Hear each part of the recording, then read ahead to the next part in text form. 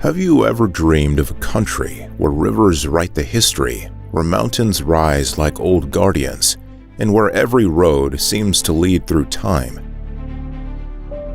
Serbia stands at the meeting point of worlds, where East meets West and old empires left their mark. Fortresses still watch the rivers that once carried their ships. Beyond the ruins lies another story of quiet villages, clear lakes, and untouched forests.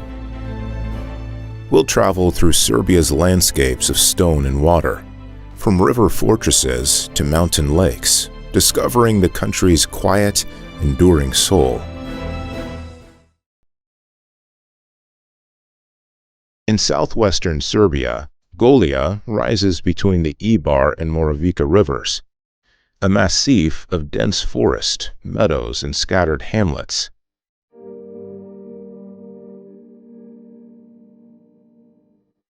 The mountain stretches for more than 30 kilometers, its slopes covered with beech, fir, and spruce that form one of the largest forest zones in the Balkans.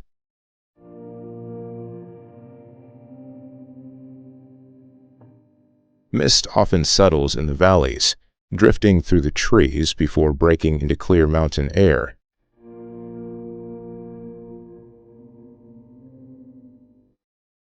Streams descend from the ridges into glacial lakes, such as Dajiko and Kosanin, their surfaces still and dark under the forest canopy.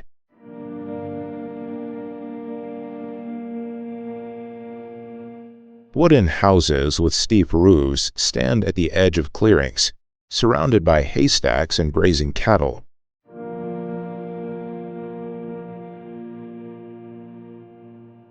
Fields open suddenly among the trees, bordered by stone walls and wildflowers.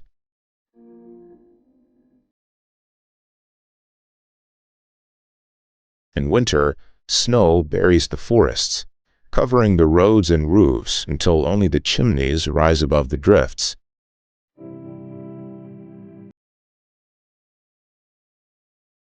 In summer, the meadows fill with color, and the forest hums with insects and running water.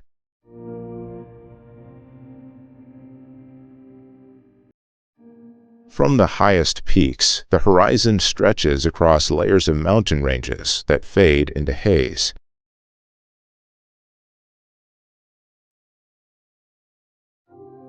On a ridge above Mokra Gora stands Drevengrad, a wooden village built between forested slopes and winding roads.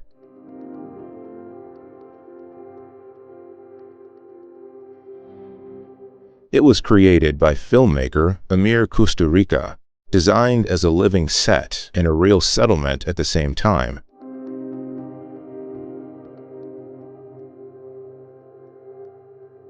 The village stretches along the ridge like an open film scene. Log houses, narrow lanes, and tiled roofs facing the peaks of Zlatibor and Tara.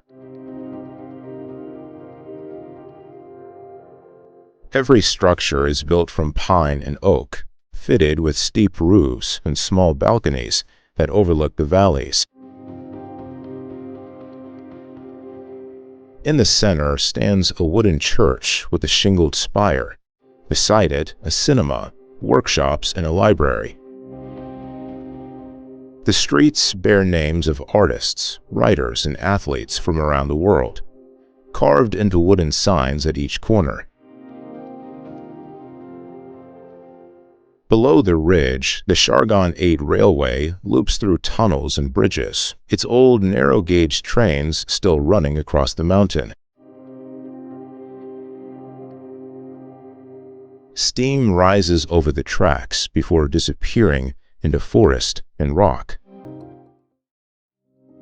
High in the Tara Mountains, Zaovin Lake spreads through deep forested valleys near the border with Bosnia. The water fills a basin carved by steep ridges and limestone slopes, its surface shifting from emerald to blue with the light.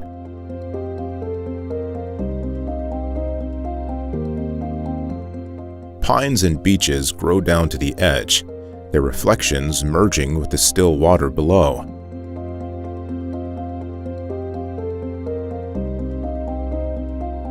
The lake was created by a dam on the Belgrade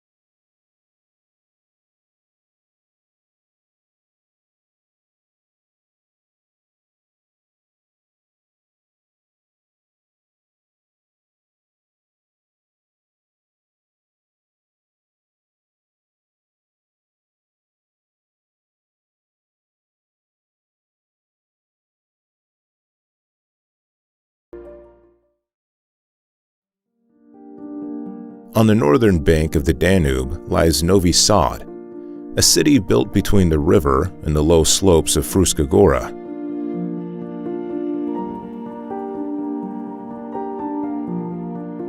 From the water, the Petrovaradin fortress dominates the skyline, its walls and tunnels cut deep into yellow sandstone.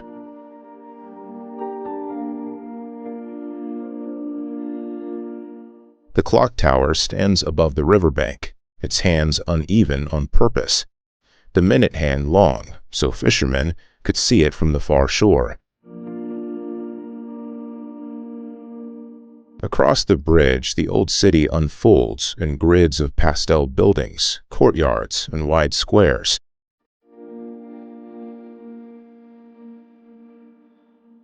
The spire of the Name of Mary Church rises over Liberty Square, surrounded by cafes and tram lines that cut through streets of Baroque facades.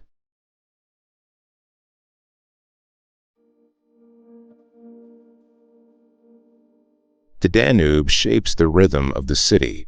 Ferries cross between banks, and floating bars line the shore in summer.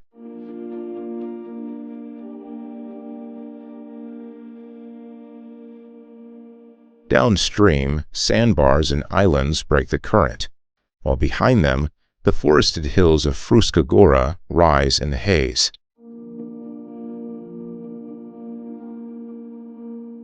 The air carries the smell of water and dust from the plains.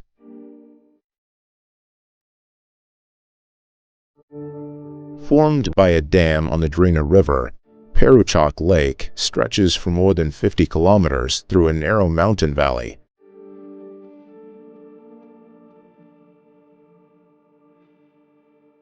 The water follows the river's old course, pressed between cliffs and slopes covered in pine and beech.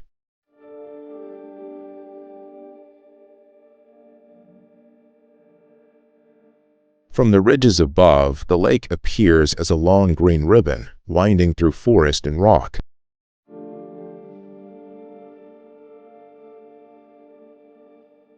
The concrete dam stands near the village of Peručak, its turbines hidden inside the mountain.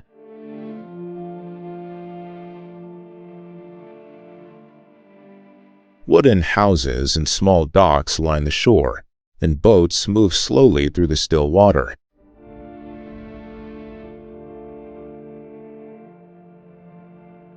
The color shifts through the day, pale at dawn, deep emerald by afternoon, silver under the evening sky.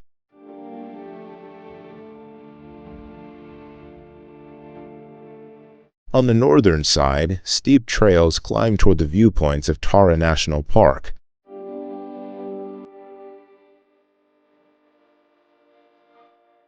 From there, the surface of the lake lies far below, mirroring the cliffs and forests that close tightly around the Drina's course.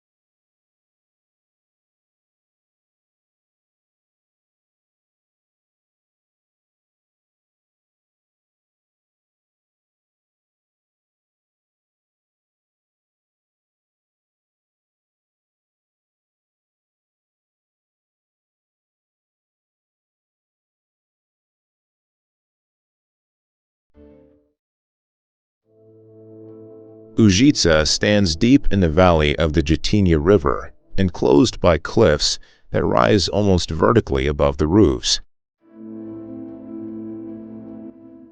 The city stretches along the river's narrow course, its streets climbing the slopes in sharp turns and terraces.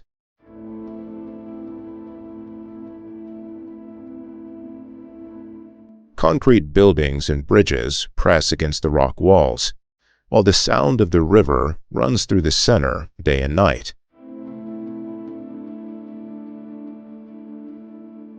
Above the gorge stands the old fortress, its ruined towers perched on a ridge of stone.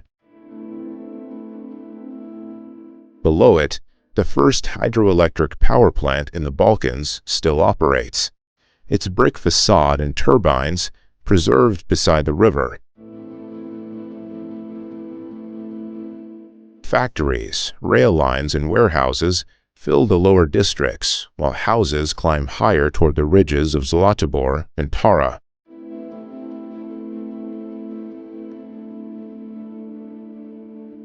In the evenings, smoke from chimneys settles in the valley, drifting between cliffs lit by windows and streetlights.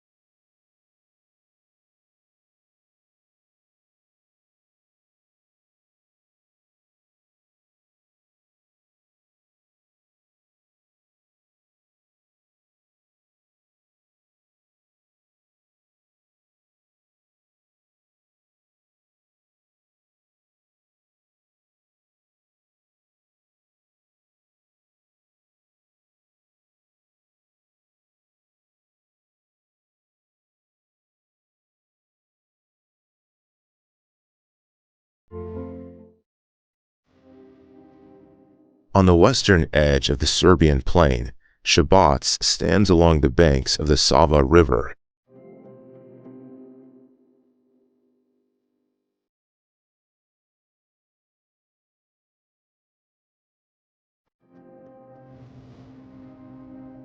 Along the embankment, barges and ferries move through slow brown water, while the old fortress remains on the opposite shore. Its eastern ramparts and stone bastions half buried by grass. The streets near the river hold traces of Ottoman and Austro-Hungarian rule, mixed with low houses, arcades, and wide squares built after the wars. Markets spread through the center in the mornings, filled with fruit, grain, and river fish. To the south, roads climb toward Ser Mountain, visible as a blue line above the fields. Along Serbia's eastern border with Bulgaria, Stara Planina stretches in a long chain of ridges, cliffs, and narrow valleys. The mountain rises abruptly from the plains, its slopes covered in beech forest and alpine grasslands that reach toward rocky plateaus. Streams cut deep into the land, forming gorges that echo with water and wind. The park is crossed by peaks over 2,000 meters high, Midzor, Babin Zub, and Kopran, their summits marked by stone and open sky. In spring, snowmelt feeds countless streams that gather into rivers and waterfalls. The most famous among them, Bigar and Tupavica, falling from high cliffs surrounded by moss and ferns. Villages stand far apart on the slopes, their houses built of stone and timber, smoke rising from roofs in the cold mornings. Dirt roads twist through meadows and forests, passing herds and old wooden fences.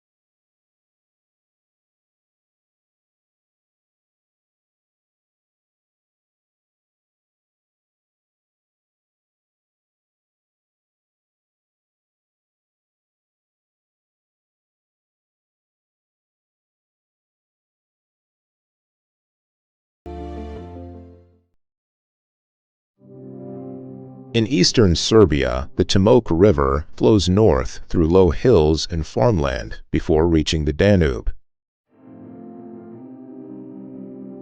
Formed by the meeting of the White and Black Timok near Zaječar, it cuts a winding valley between the ridges of the Carpathians and the plains to the west. The banks are lined with willows, poplars, and stretches of farmland where the soil turns red in the sun.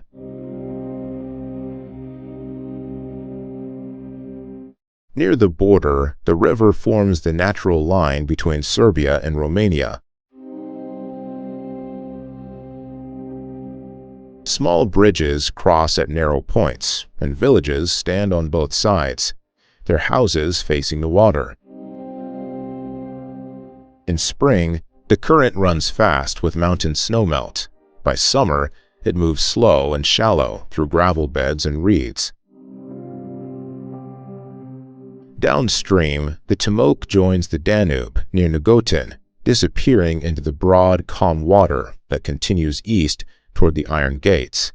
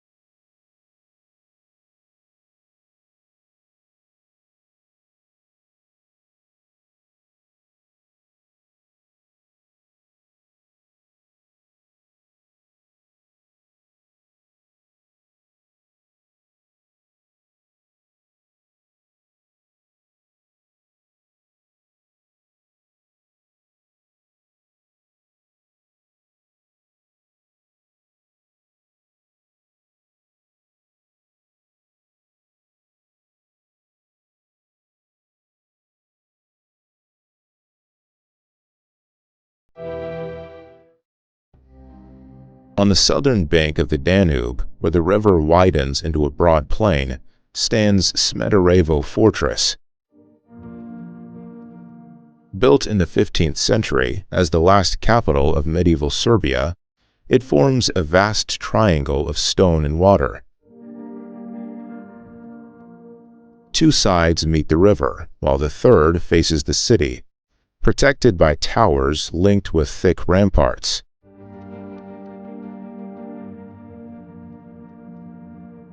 The outer walls stretch for more than a kilometer, enclosing courtyards, barracks, and a citadel that once held the royal palace.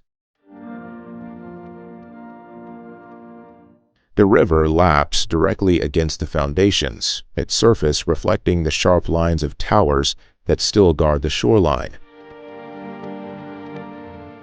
Inside the fortress grounds, grass now grows over the ruins, and the outlines of streets and gates remain visible beneath the open sky. Barges pass close to the walls, following the same route that once carried armies, merchants, and exiles along the Danube's current.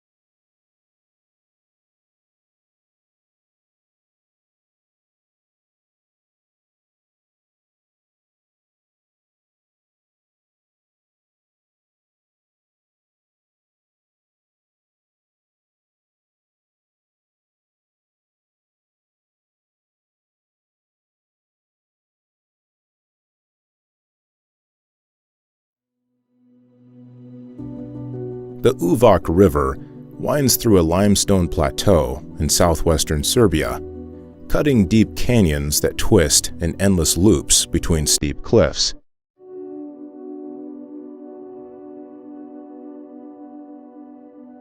The water moves slowly, reflecting the green of pine forests and the pale stone walls that rise hundreds of meters above it.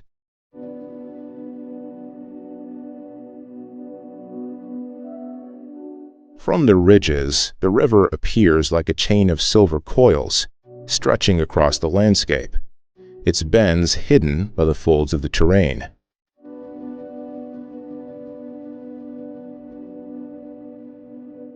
The canyon lies within a protected reserve that shelters one of Europe's last colonies of griffon vultures.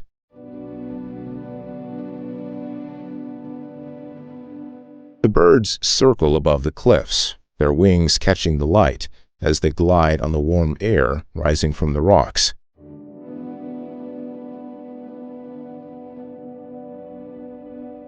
Below, the silence is broken only by the echo of water against the canyon walls.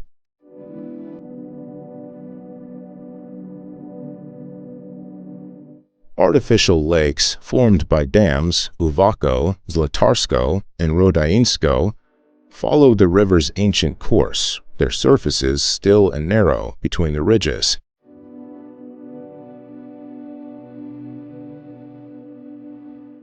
Small wooden boats move along the curves, disappearing behind each bend as the canyon tightens again into stone and shadow.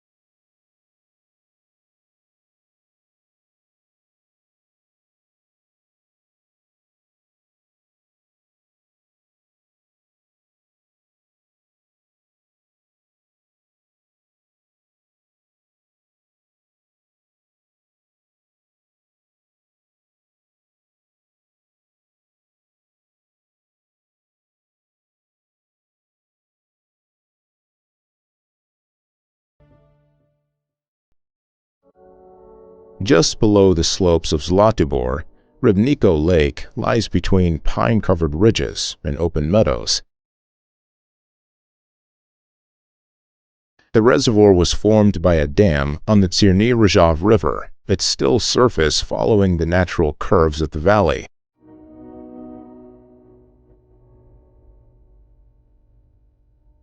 The water reflects the forests and scattered houses that line the hillsides, turning deep green in shadow and silver under the sun.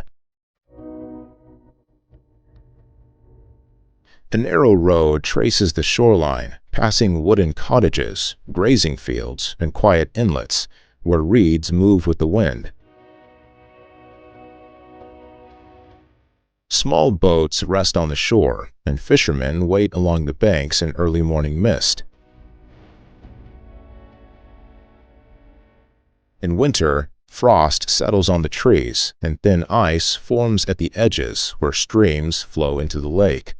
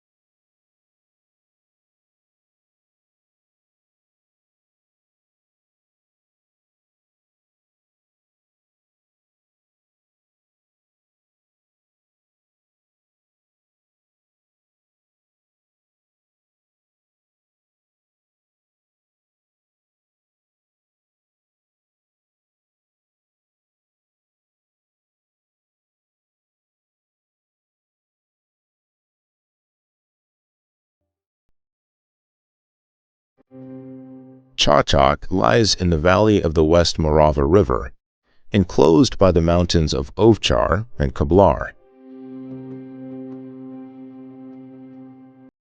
The city spreads along the riverbank, where bridges connect its districts and the sound of water carries through the streets.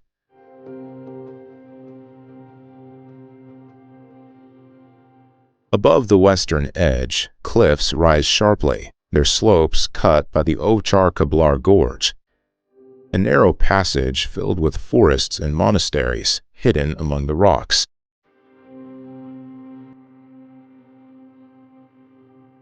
The city center follows straight boulevards lined with linden trees and low buildings. Markets and small workshops fill the old quarters, while factories and warehouses stretch toward the plains.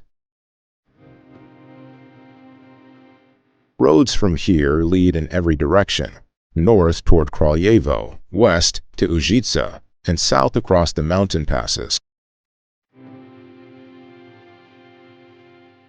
At dusk, the hills close around the valley, and the lights of the city follow the curves of the river below the dark ridges.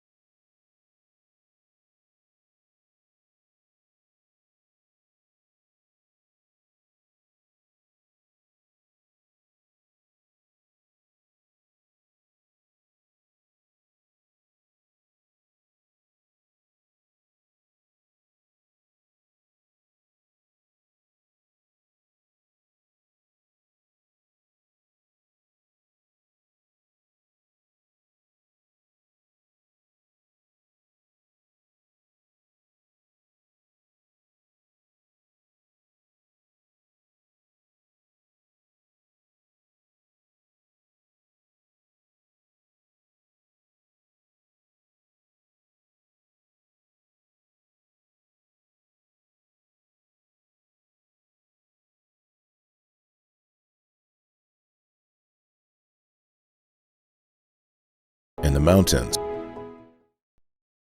Hidden in a forested valley near Despotovac, Monasia Monastery rises behind high stone walls and defensive towers. Built in the early 15th century by despot Stefan Lazarevich, it stands as both a fortress and a sanctuary.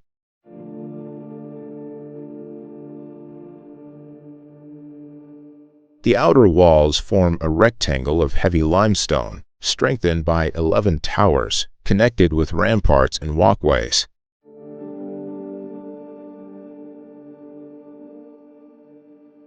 At the center stands the Church of the Holy Trinity, its tall dome and carved windows rising above the courtyard.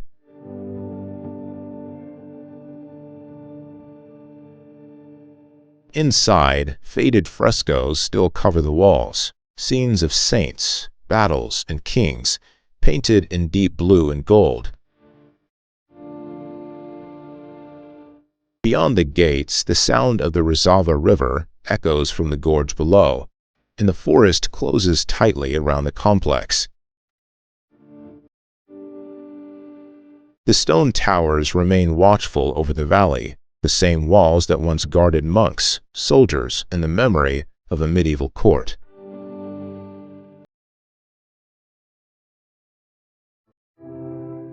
Just north of Subotica lies Lake Polic, a shallow expanse of water surrounded by parks, promenades, and Art Nouveau pavilions.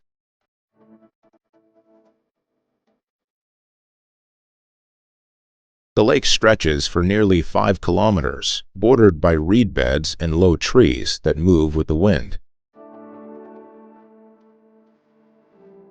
Wooden piers reach into the water, where boats and swans drift close to the shore.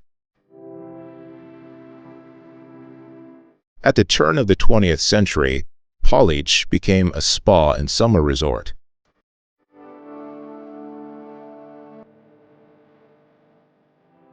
The buildings that line its promenades still carry the ornate curves and colored tiles of the Secession style. Towers, balconies, and carved wooden arches reflected in the water. Paths connect the old water tower, the grand terrace, and the music pavilion shaded by linden trees. In the evenings, the surface of the lake turns gold, broken only by ripples from passing birds and the slow movement of air across the plains. Piro lies in a wide basin along the Nishava River, surrounded by the ridges of Stara Planina.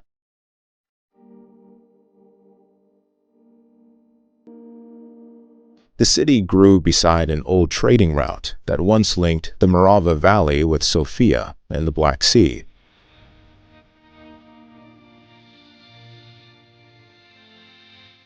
On the northern bank stand the remains of the medieval fortress, its square towers rising above the riverbed.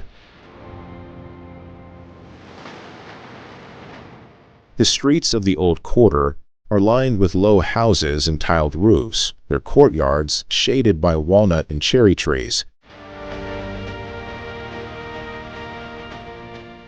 Workshops still weave the famous Piro carpets, thick wool patterns in red, blue, and black, that have carried the city's name for centuries.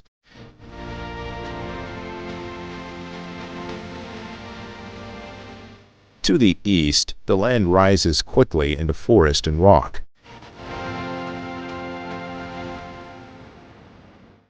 Roads climb toward mountain villages, where wooden fences trace the slopes, and the air carries the smell of hay and cold river water flowing from Stara Planina. Radon Mountain rises between the valleys of the Toplica and Jablanica rivers in southern Serbia. Its slopes are covered with oak and beech forests, cut by streams and narrow roads that wind toward quiet villages. The terrain is rough and uneven, shaped by old volcanic rock that gives the soil its deep red color. On the southern side stands Javoja Varosh, a cluster of stone pillars formed by erosion, some capped with heavy rocks balanced like heads. Steam and mineral springs run nearby, leaving white streaks on the ground. From the higher ridges, the view opens toward the plains of Leskovac and the distant line of Prokletia. The air carries the scent of wood smoke and pine, and the slopes fade into shadow long before the valleys below. In eastern Serbia, near Bor and the Timok Valley, rises Veliki Krš, a long limestone ridge that cuts sharply above the surrounding hills.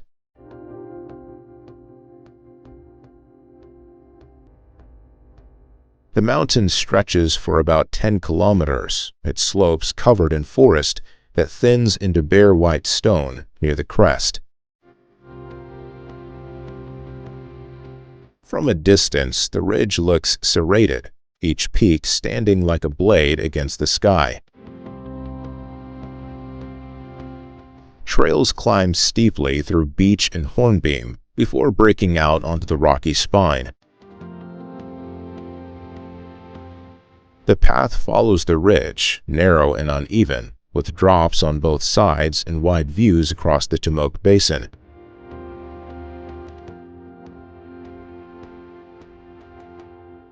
In spring, the slopes are covered with wildflowers. In summer, the stone radiates heat, and the air carries the scent of dry grass and pine. Beyond the summit, the terrain falls away toward valleys and villages, while the jagged line of Veliki Krš continues toward Malikrš and Stol on the horizon. Calm Monastery stands on a wooded hill above Lake Skadar, surrounded by reeds and water on three sides. It was built in the early 15th century by members of the Bolshevik noble family, its church dedicated to the Dormition of the Virgin.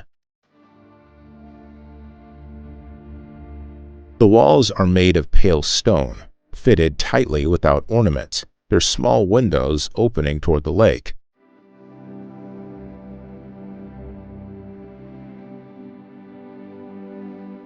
A narrow path climbs from the shore to the monastery gate.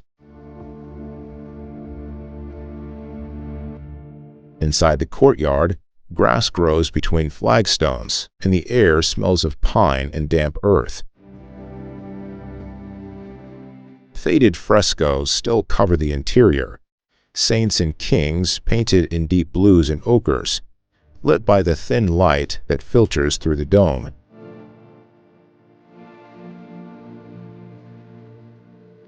From the hill, the lake stretches wide and still, its surface broken only by reeds and the flight of birds.